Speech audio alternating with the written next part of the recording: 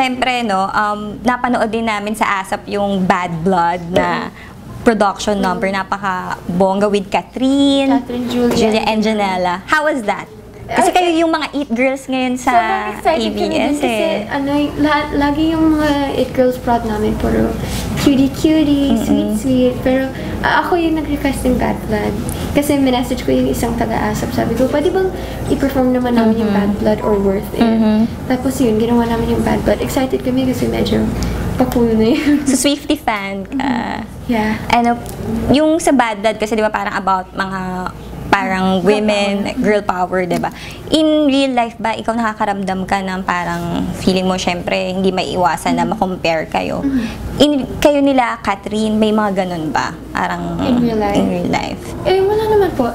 Siguro, hindi kasi may iwasan ng fans na syempre love nila ang isang artist, so gusto nila mas angat sa iba, so kami parang pinapabayaan lang namin yung fans sa mga war nila, basta kami wala naman, okay naman kami. Sino pinaka-close mo? Kay Julia, tapos si Catherine and Janela? Janela.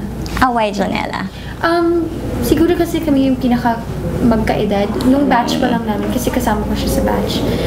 Kami yung pinaka magkalapit ng age. Kami lang yung babies ng batch. So, Yay! So, sino yung mga next na gusto mo pang makatrabaho kung ikaw yung makakapili? Next, gusto ko pa makawork si Ate Ann Curtis. Bakit si Anne? Siya yung favorite mo siya? Why? Sobrang ganda niya. Okay. Acting naman. Acting-wise, gusto ko makasama ulit si Ate Bea. Sa guys, si Coco Martin. Si Coco Martin. Diba? In fairness, alam mo kapag nagsasabi ka ng ganyan, parang natutuloy. Kasi parang sa Got to Believe nung sinabi mo na si Ken, parang gusto mo nangyari. Nakilala mo na siya. Susubukan natin kung gaano mo talaga kakilala si Ken by playing the game If I Were Ken. Okay.